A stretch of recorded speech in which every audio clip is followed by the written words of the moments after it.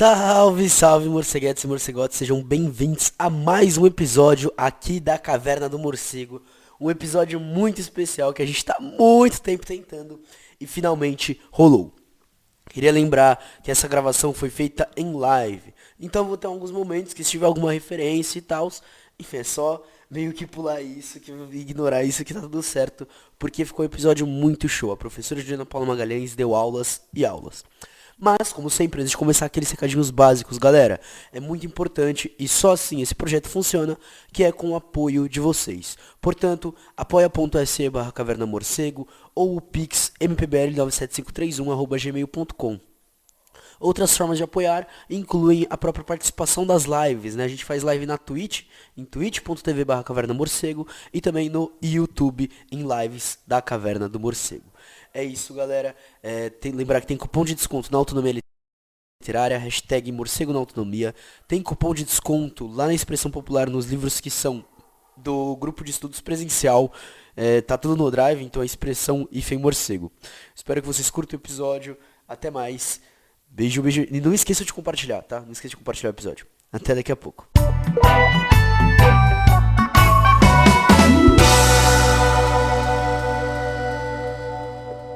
Então, eu vou apresentar a professora aqui, antes de passar o espaço para ela. A professora Juliana Paula Magalhães, doutora em Filosofia e Teoria Geral do Direito pela USP, autora, dentre outros livros, de Marxismo, Humanismo e Direito, Althusser e Guaraldi, pela Ideias e Letras, e também aí pela editora que está, inclusive, fortalecendo o projeto, e que é a editora do sorteio dos livros, cadê? Aqui, da editora Contracorrente, Crítica à Subjetividade Jurídica, Reflexões a partir de Michel Willey. Um livraço, tá ligado, família? Enfim, vai ter sorteio hoje. Mas, professora, então, dá boa noite e o palco já é seu aí. Agora é com você. Muito obrigada, Marcos. É uma alegria estar aqui no seu canal. Fico muito feliz de poder participar. Cumprimento aqui o seu público que acompanha a nossa live, que também acompanhará, porque ficará registrado, né? Mas quem está acompanhando aqui ao vivo terá a oportunidade aí de participar do sorteio, enfim, de poder interagir conosco. E eu quero parabenizar você pelo seu canal, pela qualidade, né, das suas exposições, pela importância de trazer pessoas, de debater ideias, e ocupar esses espaços, né, porque realmente nós precisamos persistir nessa batalha de ideias, né, porque ela é fundamental para que nós consigamos efetivamente lograr uma transformação social que todos almejamos, e essa batalha de ideias é fundamental. Claro que é uma batalha quase que inglória, porque nós estamos contra a corrente, né, nesse debate, falando contra esse processo de uma hegemonia, né, do próprio capital. Então, é um esforço muito grande, mas é muito importante toda essa tarefa que você vem realizando. Então, eu deixo aqui registrado os meus parabéns. E também cumprimento aqui todo esse público tão especial que está nos acompanhando essa noite, e eu fico muito feliz de poder falar aqui, né? O Marcos já mostrou aqui o meu livro, Crítica à Subjetividade Jurídica, Reflexões a partir de Michel Willey. Fico muito feliz, Marcos já está aí com o exemplar dele, né? Então, realmente, essas reflexões acerca, né, do direito, do Estado, da política, elas são fundamentais para que nós possamos pensar a nossa sociedade a partir, né, dessa plataforma marxista, a partir dessa plataforma crítica. O título, né, da nossa live de hoje, né, dessa nossa conversa, que é a crítica à subjetividade jurídica, reflexões a partir de Michel Willey, o título do livro, e o título da live é Crítica à Subjetividade Jurídica, Willey e Pachucanes, dado que Willey e Pachucanes empreendem, cada um desses pensadores, Michel Willey, vou falar um pouquinho dele aqui, e Evgeny Pachucanes, empreendem uma crítica à subjetividade jurídica, cada um ao seu modo, cada um a partir de uma plataforma teórica, mas que chegam a pontos em comum, e é muito fecundo esse diálogo entre esses dois grandes pensadores do direito, Pachucanes no campo do marxismo, Michel Willey no campo do não-juspositivismo. mas a partir das reflexões dele também nós podemos extrair muitas contribuições importantes para pensar criticamente o direito e a própria sociedade.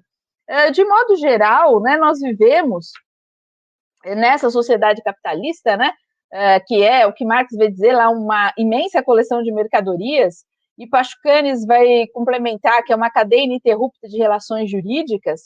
De modo geral, o direito, as relações jurídicas, elas são naturalizadas, né? Não há um questionamento no que tange ao direito, né? O próprio discurso é um discurso jurídico, no sentido de legitimação da propriedade privada, da ordem burguesa, a qual, né, nós estamos aí submetidos.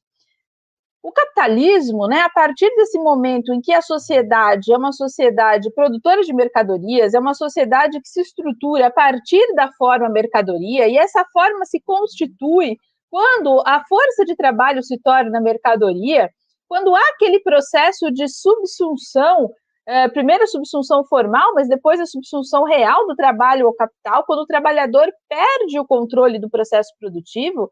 Nesse contexto, nós temos, né, a constituição da forma mercadoria, e a partir daí, desse momento, também decorre uma cadeia ininterrupta de relações jurídicas. Pachucanes já vai dizer isso na esteira de Marx. Quem é Pachucanes? Né? Pachucanes, aqui para o público que nos acompanha, né, eventualmente alguém não tenha tido contato com o pensamento pachucaniano, Pachucanes é um jurista marxista, bolchevique, participou do processo revolucionário na União Soviética, é russo, né?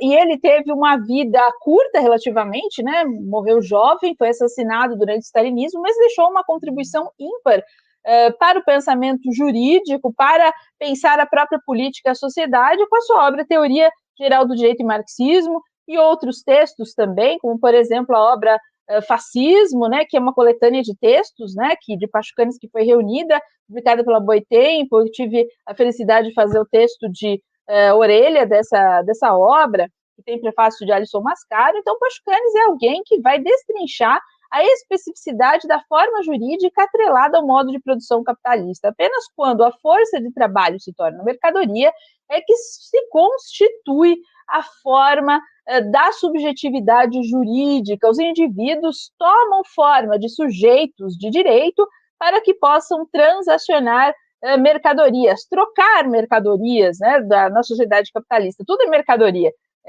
A internet que vocês estão usando, tudo, as roupas que nós vestimos, enfim, tudo é presidido pela lógica da mercadoria, pela lógica do valor, né? Nós temos essa lógica da valorização do valor e temos essas formas sociais que se estabelecem a partir de práticas materiais reiteradas, práticas que engendram formas, né, relações sociais, e que vão se perpetuando, né, e vão constituindo as próprias balizas a partir das quais a sociedade começa a se reproduzir, o modo de produção começa a se reproduzir.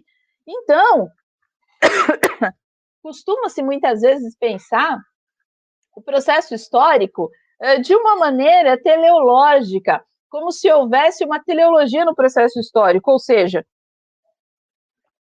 um fim que necessariamente fosse alcançado, como se a marcha da história caminhasse necessariamente para um fim, como se houvesse uma gênese e as coisas caminhassem seguindo um plano pré-estabelecido. De modo geral, se costuma pensar isso em termos da sociedade. Então, a ideia de que a sociedade mercantil já estivesse presente na antiguidade, que fosse da natureza do homem realizar trocas, por exemplo, algo do gênero, e o capitalismo seria essa realização dessa natureza humana. Então, os filósofos burgueses vão seguir por essa linha.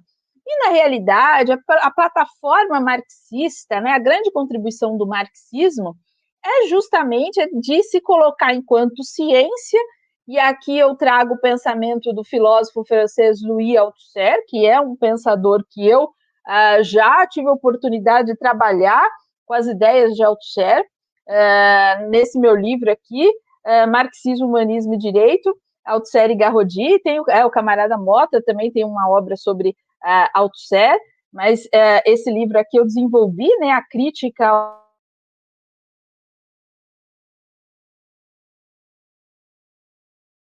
ao C para... foi agora. Você travou, mas voltou. Voltou. Eu olhei assim para a câmera e aí vi que estava travado. Mas vejam só. Então, Althusser vai colocar que o marxismo ele se coloca enquanto ciência da história. E que não vai mais trabalhar, ler a história em uma perspectiva idealista, né? E é o Marx, na sua obra de maturidade, que ele alcança o ápice dessas reflexões. Então, Althusser vai falar do jovem Marx e do Marx, do período do corte, maturação, maturidade, né? Enfim, até o momento em que realmente há uma mudança de problemática e Marx funda uma nova ciência. Então, a partir disso, nós olhamos o processo histórico percebendo que não há uma teleologia, há rupturas nesse processo histórico, a história ela é aberta, a história é constituída, né, a partir dessa sucessão de modos de produção, que foram, cada um deles resultado da decomposição do modo de produção anterior e de novos encontros, né, e de elementos que estavam ali dispersos e que vão se encontrar e vão pegar. Althusser vai usar essa linguagem, né, da pega de elementos que vão se juntar e vão constituir aí novas relações sociais. Então, na realidade, quando há esses momentos de transição entre os modos de produção, há o primado do encontro sobre a forma. E aí, quando se estabelece o modo de produção, se estabelecem as formas sociais. Então, tivemos, né, a sociedade antiga marcada pelo escravagismo, o modo de produção escravagista, o indivíduo estava sujeito pela força, né, para poder trabalhar para o outro, estava sujeitado diretamente pela força, é o mando direto que caracteriza a sociedade escravagista. Não há nenhuma espécie de mediação, não existe a mediação do direito, é o mando direto. Nas sociedades feudais também há uma relação direta, o servo está preso à terra, ele deve obrigações ao senhor feudal. Então não há também essa relação com essa mediação jurídica. Aí depois nós temos aquele período de transição, que é a Idade Moderna, que é aquele momento de decomposição do velho mundo e constituição de um novo mundo, um mundo capitalista que vai começar a se erigir, e aí culminamos com o modo de produção capitalista, essa sociedade pautada pela forma mercadoria, essa imensa coleção de mercadorias que já diz o meu velho Marx no Capital, essa cadeia ininterrupta de relações jurídicas, como assevera Pachucanes. Pois bem, quando nós chegamos, né, nesse momento do capitalismo, na realidade, esse capitalismo é um modo de produção que se estrutura na exploração, e essa exploração passa necessariamente pelo direito. Por quê? Porque as pessoas precisam tomar as formas de sujeito de direito. Então, nós somos sujeitos pelo direito. Há essa mediação jurídica necessariamente que constitui, que é intrínseca a esse modo de produção, constituinte desse modo de produção e que é necessária para a própria reprodução do capitalismo.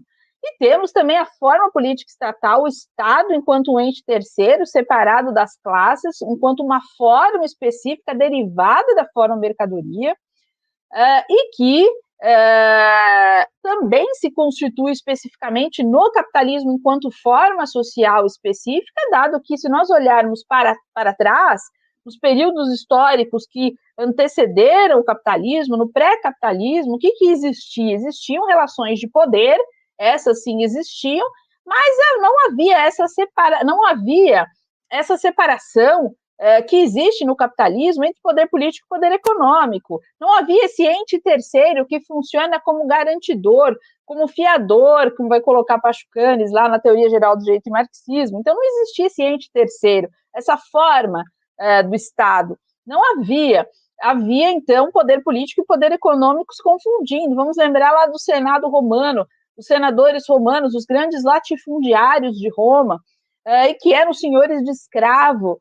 Então, vejam, naquele momento histórico, então, não havia essa separação, que é típica do modo de produção capitalista, que é constituído a partir da forma mercadoria, da forma valor, e engendra, né, diversas formas sociais que vão balizar, que vão ser as relações sociais que vão organizar esse mundo. Veja que essa noção de forma não se trata meramente de uma forma a priori idealista, com aos moldes kantianos, mas são formas calcadas na materialidade das relações sociais.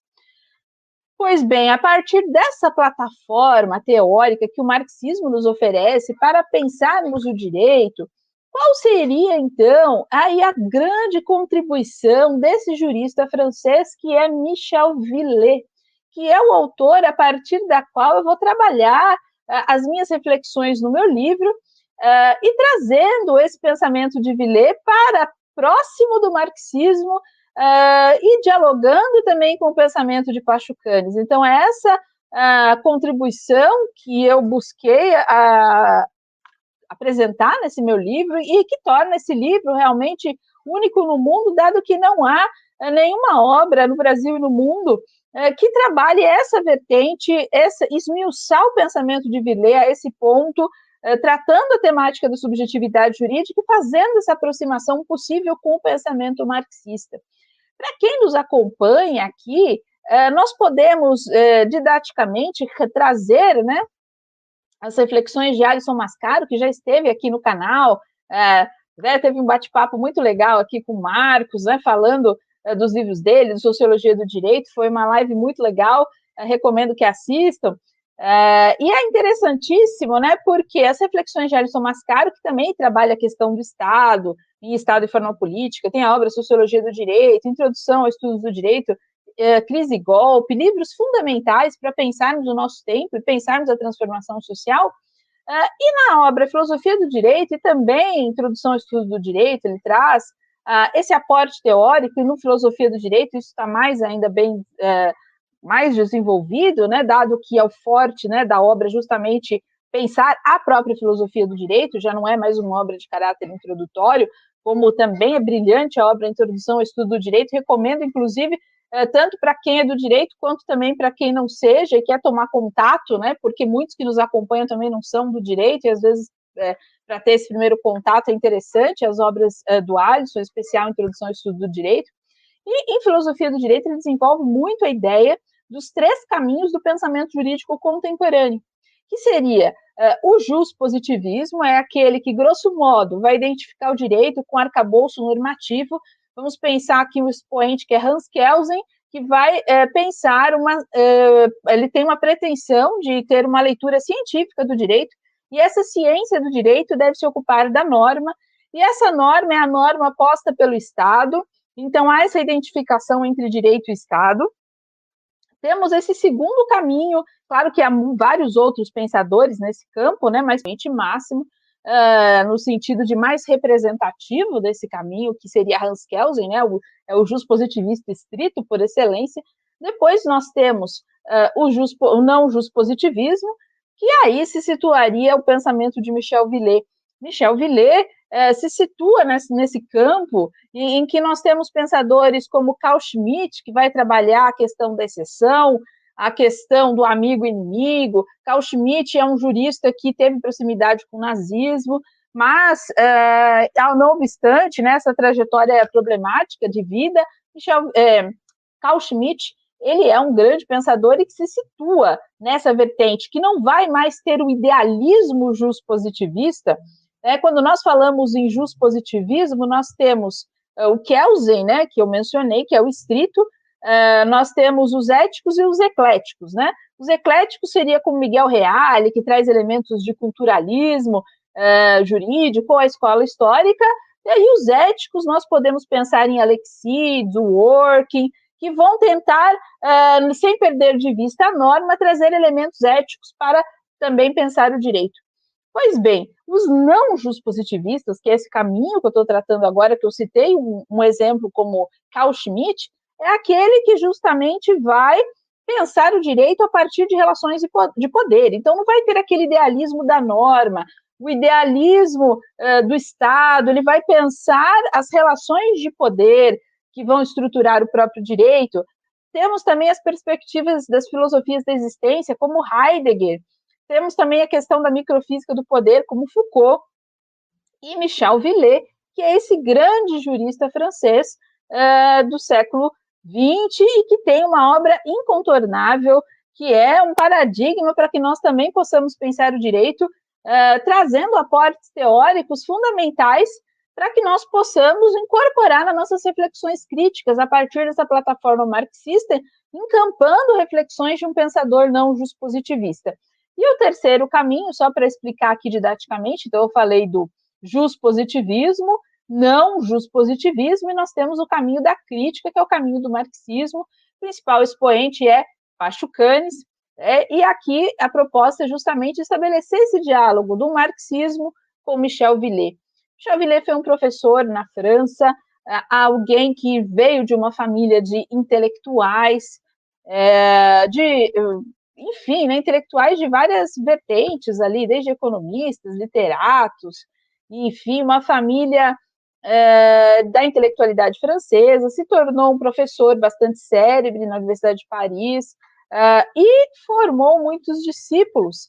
E Villet, em alguma medida, ia na contramão, ia na contracorrente do pensamento hegemônico naquele tempo. É um pensamento justpositivista, é um pensamento idealista. E Villet questionava essas bases, questionava essa ideia de que aquilo que se chamava por direito na antiguidade era a mesma coisa da contemporaneidade. Villet, ele vai trazer uma proposta, né, até colocam, esmiuçando aspectos da biografia do próprio Michel Villet, nos primeiros textos, nos textos de juventude, ainda não aparece tão fortemente essa crítica à modernidade. Especula-se, inclusive, que Villet não colocava essa crítica de maneira tão explícita, porque ele estava ali numa fase de se estabelecer na sua carreira acadêmica enquanto professor, então ele não poderia ali explicitar tanto a sua crítica ao pensamento hegemônico. E aí depois, quando ele se estabelece, enquanto já um professor mais bem assentado, né, e aí ele começa efetivamente a caminhar nessa postulação teórica de crítica à modernidade, de crítica ao pensamento burguês, e a lógica do pensamento do próprio Villet era um resgate do pensamento antigo. Então, Villet era um amante de Aristóteles, do velho Aristóteles, do pensamento jurídico da antiguidade.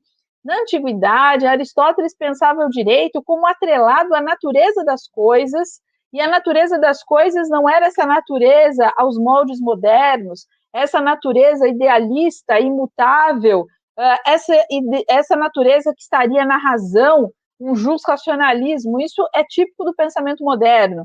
Em alguma medida aparecia também Cícero. Cícero falava do justo enquanto a reta razão. Mas Aristóteles pensava a natureza das coisas, pensava a physis, a materialidade da vida social, pensava a ética e o direito, pensava o justo enquanto partilha. E Villet tem uma frase bastante célebre, ele vai dizer, né, le droit est partage, o direito é partilha. Então ele vai resgatar o pensamento de Aristóteles.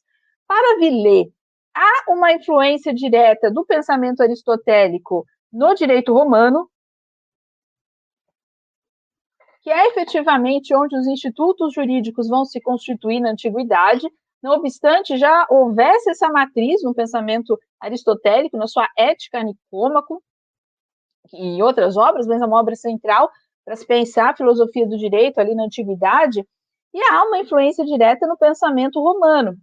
E Villet vai dizer o seguinte, que naquele momento histórico, na antiguidade, essa lógica do sujeito de direito, do sujeito portador de direitos, eu tenho direito de propriedade, essa perspectiva não existia.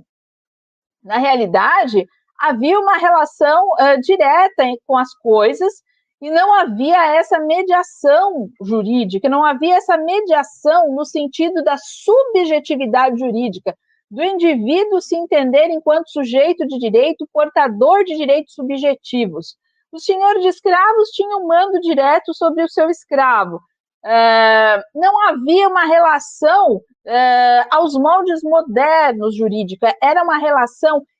Só que para Villet, digamos assim, falei de Pachucanes para vocês, enquanto Pachucanes entende que o direito efetivamente é o direito capitalista, esse é o direito burguês, e antes nós tínhamos um pré-capitalismo que se usava a palavra direito mas que na realidade não havia relações jurídicas estabelecidas de fato, para Villers é o oposto. Ele é um nostálgico do direito romano, ele é alguém que é um antimoderno, que tem uma certa nostalgia da antiguidade. Então ele vai dizer, olha, é lá que estava o verdadeiro direito. Então ele quer resgatar esse pensamento, destituído dessa lógica da subjetividade jurídica, do direito subjetivo como atributo de um sujeito.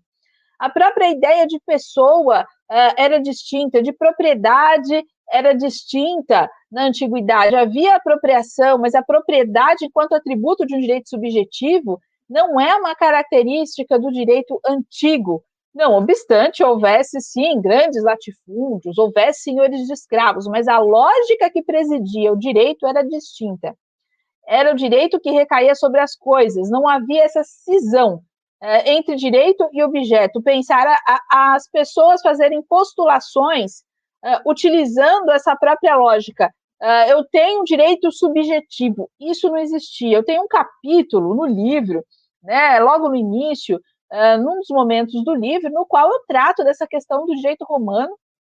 É o livro que eu mencionei para vocês, que é o Crítica à Subjetividade Jurídica, Reflexões a partir de Michel Villers, aí, que o querido Marcos está mostrando aí para vocês. Então, nessa obra, eu vou fazer esse estudo desde a antiguidade, desde o que se entendia pelo direito lá na antiguidade, desde Sócrates, chegando a Aristóteles, passando exatamente a ele mostrando, né, para quem tiver interesse, a questão do direito romano, que eu trato, né, justamente no primeiro capítulo, e que Villers vai criar uma polêmica com os romanistas, com a visão dos pandectistas, que entendiam uma continuidade nos institutos jurídicos. Então, foi muito em voga se buscar uma identidade entre o direito contemporâneo e o direito romano. Isso foi muito comum entre os pandectistas, como se o direito atual fosse um mero desenvolvimento de questões que já estavam postas na antiguidade. E Villers vai dizer, não, o direito moderno é uma deturpação do direito antigo. Lá estava o verdadeiro direito. Era o apalpar o caso, o sentir o caso, a justa partilha, não é o tecnicismo contemporâneo, o direito entendido como técnica. Então, era completamente, era a flexibilidade, era o amoldar-se ao caso concreto, e não pensado a partir de uma lógica idealista de um sujeito. Por isso que Villers também é um crítico da lógica dos direitos humanos, que para ele é algo como se fosse irrealizável, se promete, né, todos têm direito à vida, à liberdade, à moradia, à propriedade, ou coisas do gênero, mas na prática isso não se efetiva, na prática é irrealizável. Então é um discurso que serve à burguesia, Villers vai colocar, mas que não se efetiva. E é por isso que, para ele, isso seria fadado ao fracasso. Ele vai dizer assim, é ferramenta de mil usos, eu posso usar direitos humanos para tudo, mas, na prática, isso não se efetiva enquanto materialmente uma alteração material na vida das pessoas. E Villers, crítico, né, do pensamento jurídico dominante do seu tempo, atraiu pensadores, jovens pesquisadores marxistas, e um deles, né, Nikos Poulantzas. Nikos Poulantzas foi orientando de Villers, um grande marxista, né, um pensador marxista fundamental, que depois vai se aproximar do pensamento de Althusser, que tem obras fundamentais para pensarmos o marxismo, e Poulantzas, no início, inclusive, quando foi orientando de Villers, tinha uma visão mais próxima do humanismo marxista. E o próprio Villers faz críticas a isso, porque Villers é um crítico do humanismo, no sentido pensado como humanismo burguês, né? Essa lógica do homem abstrato, essa visão idealista do ser humano, que tudo parte do homem, dessa visão de abstrações. Ele é um crítico, e é um crítico também das obras, em alguma medida, do jovem Marx, e que Poulantzas se apropriava no início. E depois Poulantzas, peculiarmente, também se torna alguém que vai fugir dessa visão humanista do marxismo e vai para uma vertente anti-humanista althusseriana. E é interessante quanto que Villers atingiu uma proeminência no contexto ali na França, orientando pesquisadores, como Arnaud também, é um jurista que teve uma proximidade com o marxismo em determinado momento. Michel Miaille, que era um jurista francês, muito importante para o marxismo, tem obras importantes e que faz bastante citações e remissões ao pensamento de Villers. Então, ele exerceu uma influência muito grande na França, naquele momento histórico, e no momento em que outros marxistas, né, em revistas, em algum momento também, destacam que Villers foi o responsável, né, ele era citado por vários marxistas naquele momento, como alguém muito importante para trazer de volta a filosofia do direito, porque a filosofia do direito ela se encontrava um tanto quanto esquecida, deixada de lado. E até hoje é uma luta realmente para se pensar a filosofia do direito. Não obstante haja esse espaço, mas ele ainda é diminuto. Se nós formos observar os cursos jurídicos, o espaço da filosofia do direito ele é uma caixinha dentro do curso jurídico. E, na realidade, o que se ensina são técnicas jurídicas, e a visão que predomina é a visão justpositivista. E Villers, indo contra tudo isso, resgatando a importância de se ter um pensamento crítico acerca do próprio direito, quais são as suas bases, o que de fato é o direito, como que ele se estrutura, como que se constituiu esse processo histórico daquilo que se chama por direito, como que filosoficamente isso foi caminhando também. E a grande contribuição de Villers, então, de resgatar o pensamento acerca da filosofia do direito no contexto ali da França, em que ela já se encontrava um tanto quanto desacreditada, deixada de lado, e Villers tem um trabalho muito forte no sentido de resgatar a filosofia do direito, e também ele ganha um reconhecimento ainda em vida, ele foi homenageado em faculdades na França que faziam colóquios em homenagem a ele. E ele, às vezes, muitas ocasiões, assinava com pseudônimos. Ele tinha um lado um tanto quanto cômico, no sentido de, muitas vezes, comentar sobre ele próprio, assinando sobre um pseudônimo, coisas desse tipo. Isso é muito interessante para que nós possamos ver, né, quando nós lemos esses textos, a percepção que ele tinha também dos seus críticos.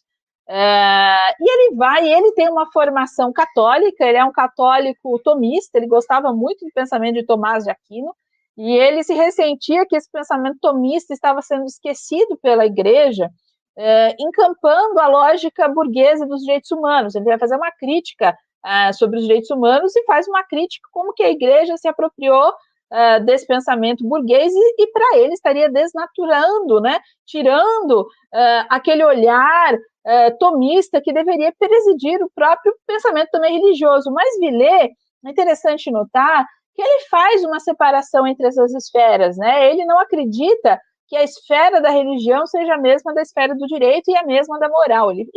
Para ele, isso já estava presente desde a antiguidade.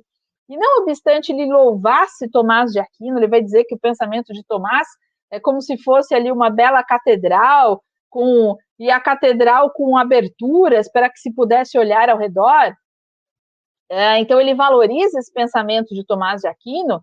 Não obstante tudo isso, ele vai valorizar a flexibilidade do pensamento de Tomás, mas acima do próprio Tomás, ele vai valorizar Aristóteles no sentido de dizer que o mérito de Tomás era justamente o de resgatar o pensamento de Aristóteles justamente na Idade Média, que era um momento no qual toda essa sabedoria da antiguidade havia sido esquecida e Tomás é o responsável por trazê-la novamente e encampando reflexões que ele julgava bastante pertinentes também para o próprio campo do direito.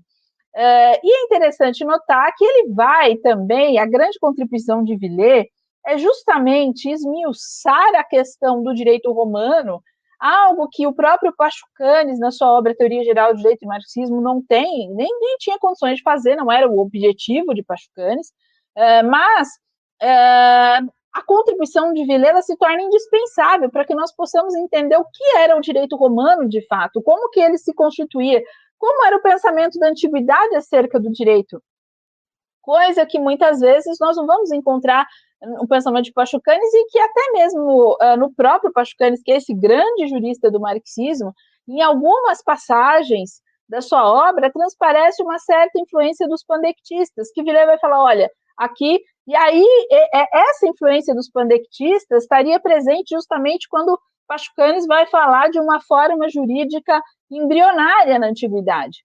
Mas, na realidade, fazendo-se uma leitura sintomal da própria obra do Pachucanes, se observando a própria obra dele como um todo, e se avaliando o que ele escreve, seria incongruente se pensar numa forma jurídica na antiguidade, dado que as relações de produção eram distintas. O lastro da forma jurídica ele está justamente nas relações de produção.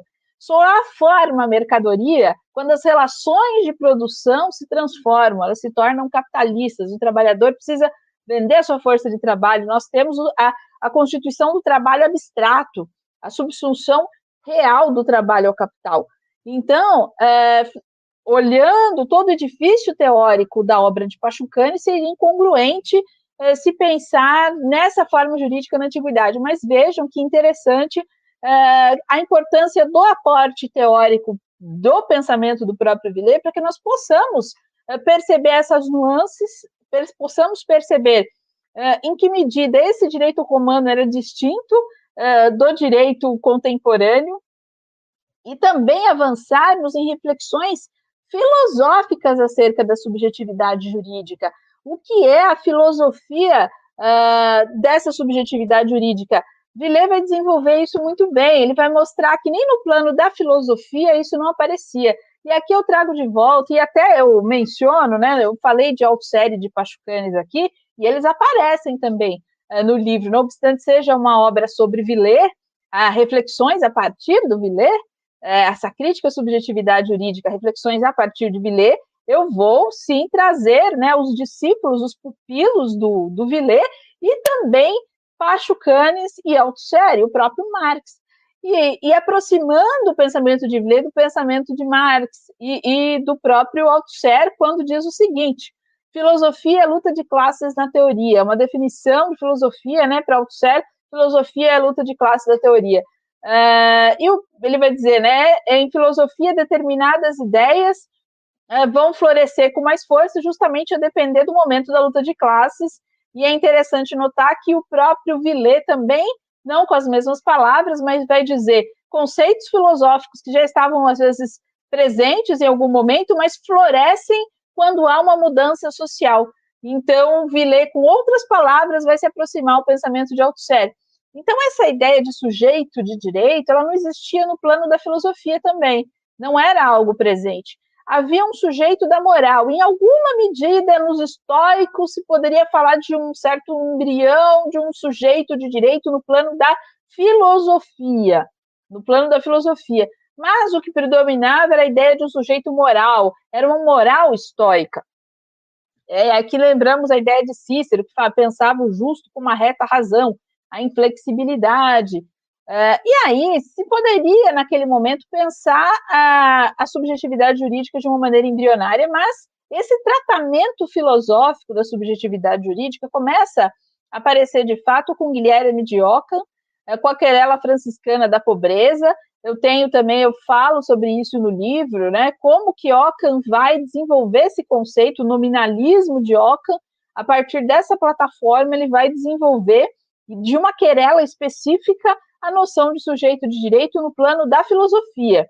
No entanto, isso só vai realmente ganhar corpo quando as relações vão se transformando historicamente. Aí nós temos uma ascensão de uma filosofia burguesa, com Hobbes. Então nós tivemos todo um caminhar. No livro eu vou mostrar como é que esse conceito vai aos pouquinhos, no plano da filosofia, ganhando corpo. E o Villers, a grande contribuição dele é justamente essa, de ver, de observar essa história da filosofia do direito, como que ela vai se modificando e os conceitos vão ganhando contornos específicos.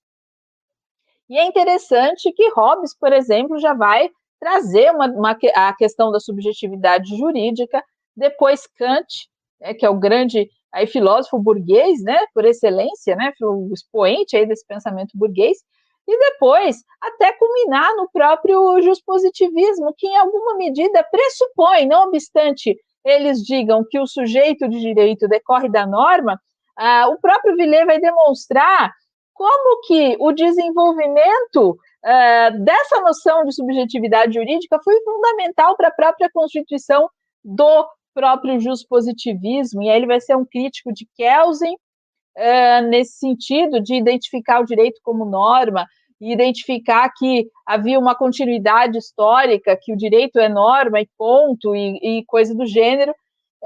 Eu acredito que, nesse sentido, no que tange a uma reconstrução histórica do fenômeno jurídico e da própria filosofia do direito, Villet realmente é um pensador ímpar, incontornável, e que necessariamente nós, enquanto marxistas, precisamos conhecer e estudar para recolher os aportes teóricos desse grande pensador.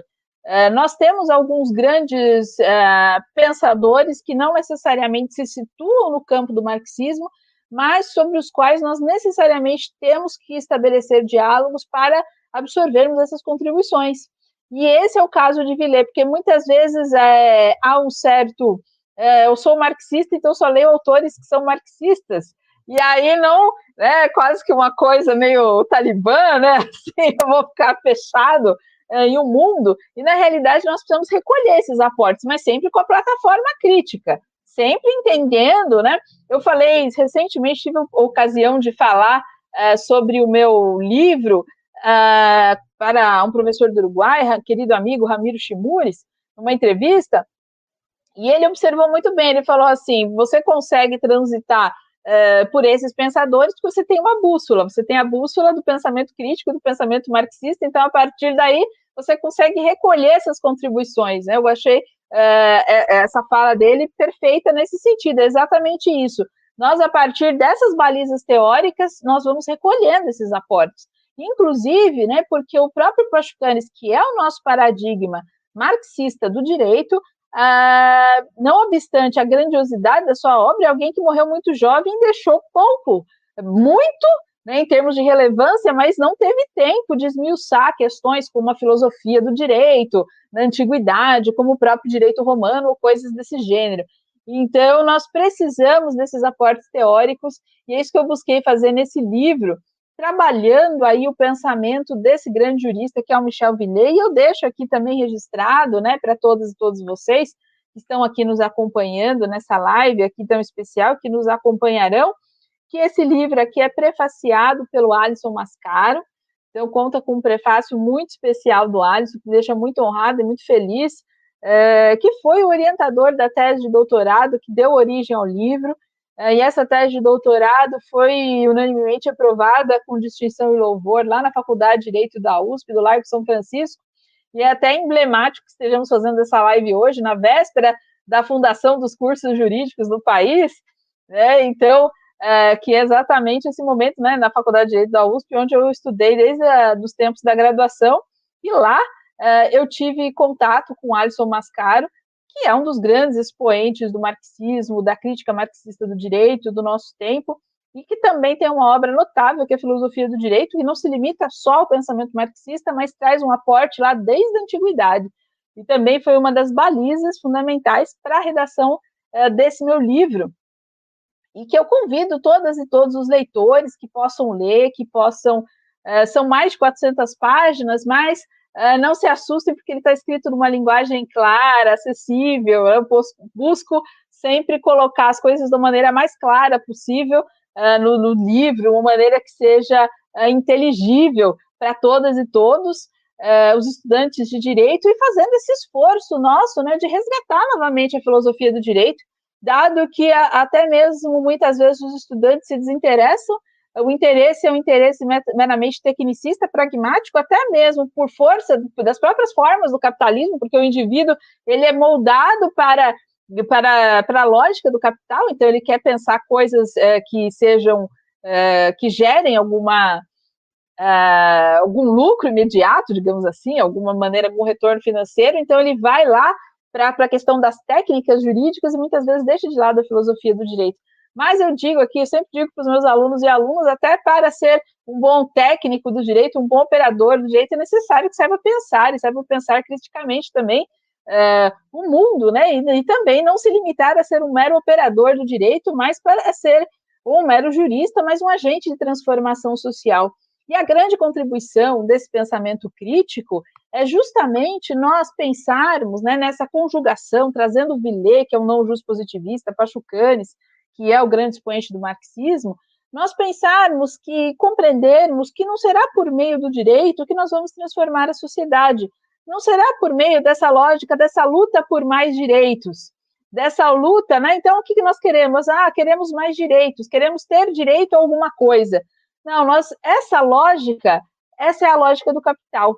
Nós temos que transformar, romper com essas estruturas sociais.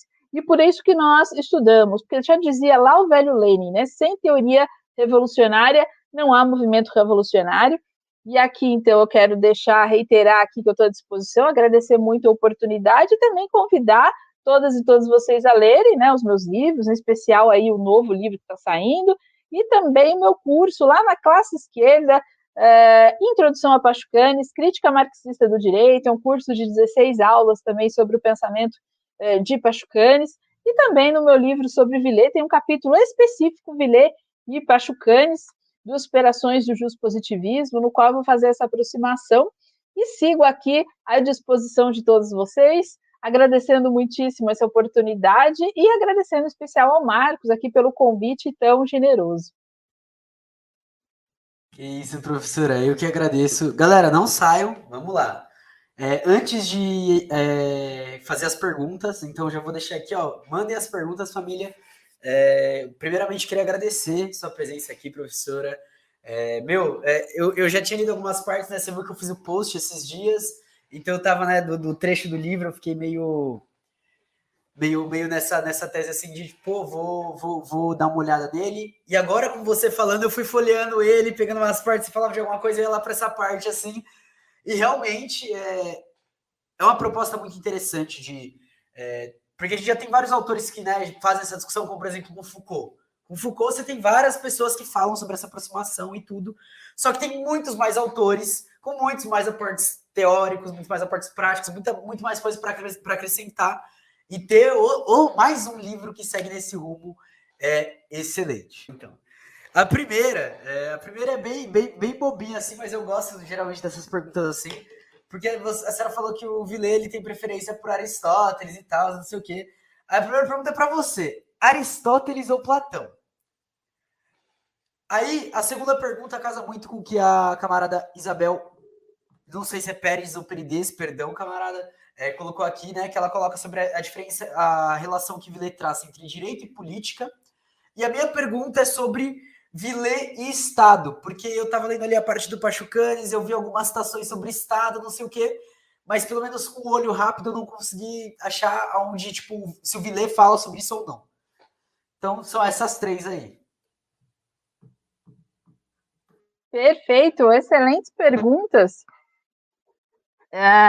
Bom, Aristóteles ou Platão, acredito que Platão e Aristóteles são pensadores fundamentais, né, para que nós possamos pensar a sociedade até os dias de hoje, não obstante, né, sejam pensadores da antiguidade, mas eu diria que ambos, né, tanto Platão quanto Aristóteles são fundamentais, cada um a seu modo, mas para o campo do direito, ouso dizer que Aristóteles tem uma contribuição ainda maior, dado que ele chega, né, ele bebe nas fontes, né, ele é o herdeiro, ele é o neto de Sócrates, né, é Sócrates, Platão e Aristóteles, né, esses grandes clássicos da antiguidade, que todo estudante, pesquisador, que se interessa por filosofia, pela sociedade, pela política, pelo direito, obrigatoriamente deve ler. E eu diria que a contribuição mais decisiva se encontra aí com Aristóteles, justamente pela ética nicômaco, quando ele chega naquele momento, quando ele vai tratar a questão, é mais bem acabado a questão do pensamento antigo acerca do direito nas linhas dos textos aristotélicos, não obstante os aportes teóricos de Platão, que é, né, considerado aí o primeiro filósofo comunista, que tem a sua República, que é uma obra fundamental, e tenha, né, o seu mestre Sócrates, que é esse grande filósofo que falava da filosofia nas praças públicas, para que todas e todos pudessem ouvir, e depois o Platão, que funda aí a sua academia, e Aristóteles, que funda o seu liceu. Mas eu acredito que o olhar de Aristóteles para a materialidade social, para a questão do justo, para a questão da flexibilidade, de minúcias do que seja o justo na polis, eu acredito que a contribuição de Aristóteles é mais decisiva, no sentido de que, mas não obstante, menos visionária, digamos assim, do que Platão. Mas ao mesmo tempo, ela é mais, para o campo do direito, ainda mais significativa, mas sem também desmerecer o legado grandioso de Sócrates e Platão, mas para o campo do direito, talvez eu diria Aristóteles, como Villers, pelas mesmas razões que Villers, aí eu comungo com o que Villers coloca. E Villers, para pensar as questões, né, então duas questões interessantes. Justamente o Villers não vai pensar o direito, ele vai se contrapor ao justpositivismo, porque ele não vai entender essa identificação entre direito e Estado. Ele não vai tecer estudos aprofundados acerca, por exemplo, ele não vai pensar como nós, que o direito que o Estado é uma forma específica, né? Ele vai pensar a questão do poder, né, do poder do Estado, mas não vai pensar aquela questão de uma mera identificação, né, de norma como sendo direito, norma posta pelo Estado, isso é o direito. O direito, ele vem da própria natureza das coisas, da materialidade concreta, ele vai fazer essa remissão à filosofia antiga. E o foco, né? Então, não há a subjetividade jurídica, ela não decorre do Estado, nesse sentido. Nesse sentido, ele se aproxima do pensamento marxista. Subjetividade, só que para o marxismo, a subjetividade jurídica vem da onde? Do mundo das mercadorias. E para Villers, a subjetividade jurídica é uma degenerescência do direito. Então, é uma outra forma de pensar. É uma outra forma de pensar. O Villers, ele não vai pensar como nós, esse esquema pascaniano de formas sociais, ele não vai trabalhar nessa plataforma teórica, mas a contribuição dele é justamente perceber como que se deu o desenvolvimento da filosofia do direito, da própria história do direito, e perceber que há rupturas nesse processo histórico. Só que ele é um nostálgico, ele é um antimoderno, ele quer voltar ao passado, em alguma medida, não que ele queira voltar àquelas relações, não era alguém que fazia, mas ele queria voltar ao passado, então ele, em algum momento, né, até eu cito um dos comentadores do Villers, então ele é um antiquário do direito, não é isso, mas ele quer trazer aquela inspiração da antiguidade para os dias atuais. Seria isso a grande objetivo do Villers. E a questão do Estado, ele não vai ter um foco específico na questão do Estado, mas, e eu também não vou aprofundar nisso, porque o foco era a questão, né, eu faço esse recorte da subjetividade jurídica no livro, mas ele não vai pensar em termos nem de formas sociais, mas também não vai pensar os moldes idealistas do justpositivismo, também não vai pensar os moldes hegelianos, o Estado é a razão em si para si, também não vai pensar dessa forma, e também não vai pensar como se o direito viesse do Estado. Ele vai pensar que o direito é uma existência própria ali, nesse contexto, né? E o Estado justamente pensado como esse polo de poder. E aí, a política para o Villers, né, é interessante porque ele vai resgatar a política justamente do Aristóteles, a visão da política do Villers é uma política do Aristóteles. Então, até mesmo a justiça, ele vai falar que justiça social, por exemplo, é um pleonasmo, porque só se é justo na polis. Então, esse olhar para o coletivo, e não essa política individualista, ele é textual ao dizer isso. Tem uma passagem no livro que eu até cito, que o Villers se contrapondo à política de Hobbes, aquele mundo contratualista, a ideia de uma guerra de todos contra todos, esse mundo atomizado, pulverizado, ali, e os indivíduos pensados de uma maneira individualista mesmo. Ele se contrapõe a tudo isso. Então, ele pensa o justo na polis, ele não pensa um indivíduo isolado, ele vai dizer que ele é contrário às robsonadas em voga na modernidade, né? Que remonta aquela ideia do Robinson Crusoe sozinho na ilha, isolado. Não, é uma política do social. E é uma política que remonta à política aristotélica também, que no sentido de não se pensar somente, por exemplo, ele não pensa uma transformação estrutural da sociedade como o marxismo, mas ele também não se sente confortável com os excessos ao lado das carências. Então, se precisa abrandar essas carências, não pode ter alguém acumulando um monte e outro na miséria. Então, isso é algo que não estaria justo nessa polis. Então, a postura política seria de se promover essas justas partilhas e não ser espiritualista, e também, na política, ele se contrapunha a um idealismo. E aí ele coloca também, aí ele é um crítico de Platão, porque ele vai dizer que essas concepções platônicas também seriam idealistas, no sentido de se fazer uma sociedade ideal, e acho que isso seria irrealizável também. Então, e por isso que também ele não se aproxima do marxismo, ele não se aproxima do marxismo, não obstante ele elogia muito Marx, ele fala que Marx tem que ser necessariamente estudado, que era uma filosofia muito fecunda para o direito, o marxismo, que ele ressalta a formação de jurista de Marx. Veja, Villers, que não era marxista, mas veja quantos hoje falam de Marx enquanto jurista, enquanto pensador do direito. É muito raro numa faculdade de direito esse tipo de discurso, e Villers fazia lá na França, naquele momento histórico de Guerra Fria. Então, o valor de Villers é só por isso, digamos assim, né?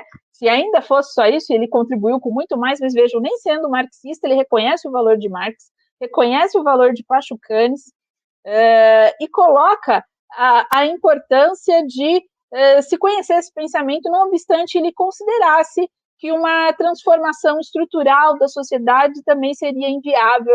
Aí ele colocava isso como sendo também uma espécie de um idealismo, mas, ao mesmo tempo, ele não se sentia confortável com tanta pobreza e tanta riqueza e tanta opulência, com a lógica burguesa da acumulação. Isso também me incomodava. E aqui, aproveitando, nem todos eu consegui ver todos os comentários, né? Alguns eu fui vendo na hora que foram falando, mas é interessante de que uma das colocações que eu vi aqui queremos a noite de autógrafos do livro. E aí eu vou avisar aí em breve, né? Continuem aí acompanhando pelas redes sociais e tudo mais. Estamos organizando.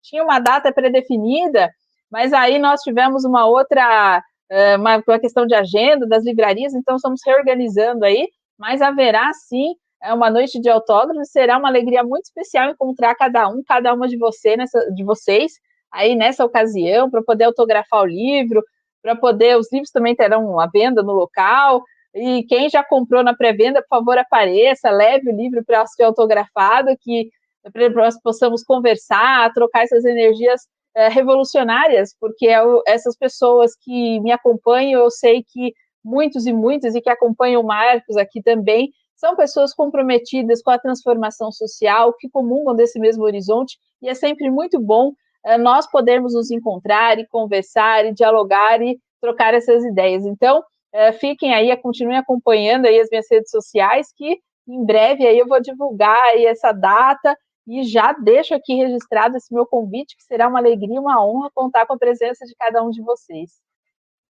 Professora, a gente pode fazer a última pergunta antes do sorteio? Sim, claro, fica à vontade. André Pode até Fernandes fazer, se tiver mandou. mais do que uma também, quiser fazer em bloco. Eu tô por quem mandou, assim, porque eu realmente, assim, eu tô tranquilo, assim, mas não sei se a galera tiver mais, então manda aí enquanto ela responde, família. Mas André Fernandes mandou aqui. Poderia falar um pouco mais sobre o anti-humanismo do Villers? Perfeito. Essa pergunta é bem interessante, né? Villers não vai trabalhar com essa visão idealista de um homem abstrato, que tudo parte do homem, de uma natureza humana imutável. Essa noção para Villers é uma noção burguesa, uma noção equivocada.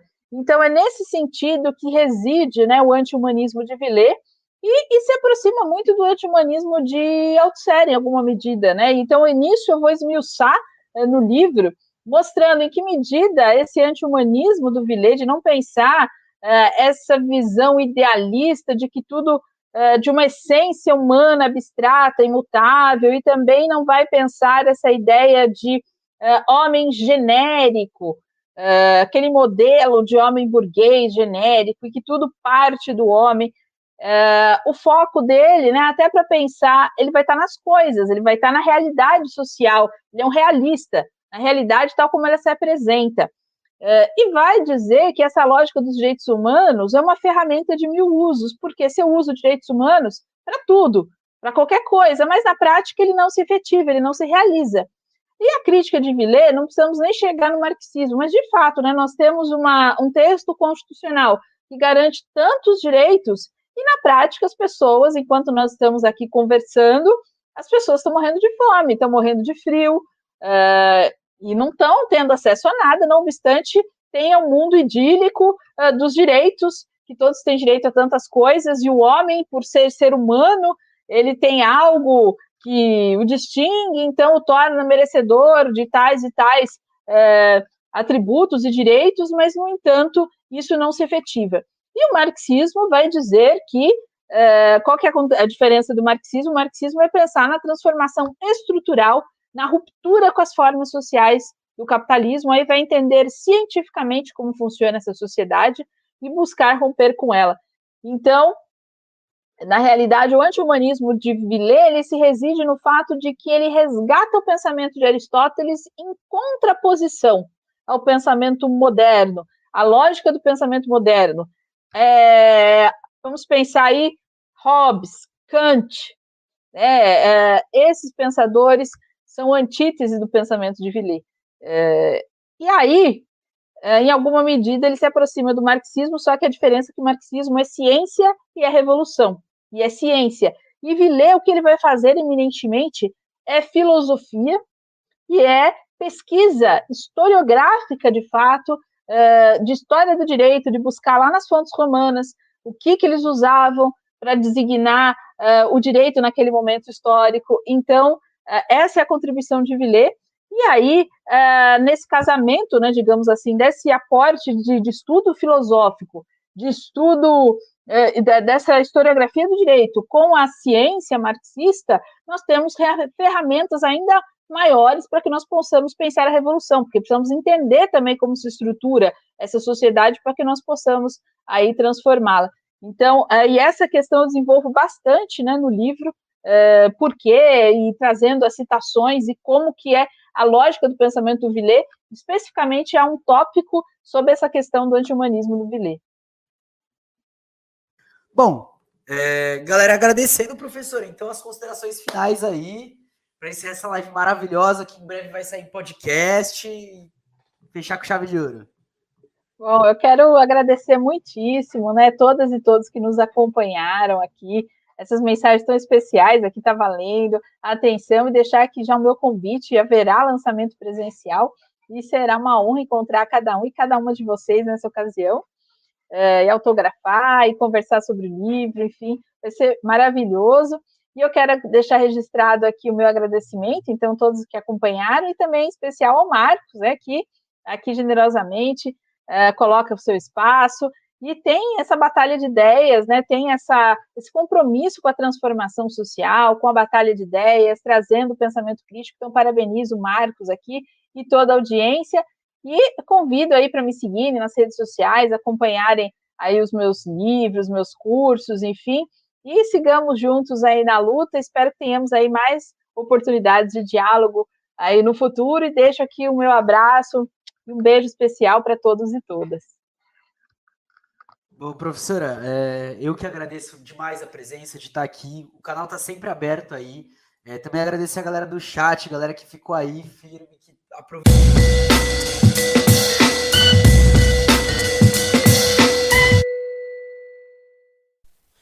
Bom, galera, agora passando aqui para agradecer, tá ligado? Muito obrigado para quem ficou até aqui, muito obrigado por terem ouvido. Quem tá aqui, não esquece aí, mano, das formas de apoiar, de compartilhar o episódio, de marcar a gente, tá ligado? De divulgar mesmo, de dar uma força no Apoia-se, no Pix, assistir as lives na Twitch, assistir as lives no YouTube, seguir a gente nas redes sociais e mandar pra geral. Muito obrigado, novamente agradecer a galera que tava ao vivo.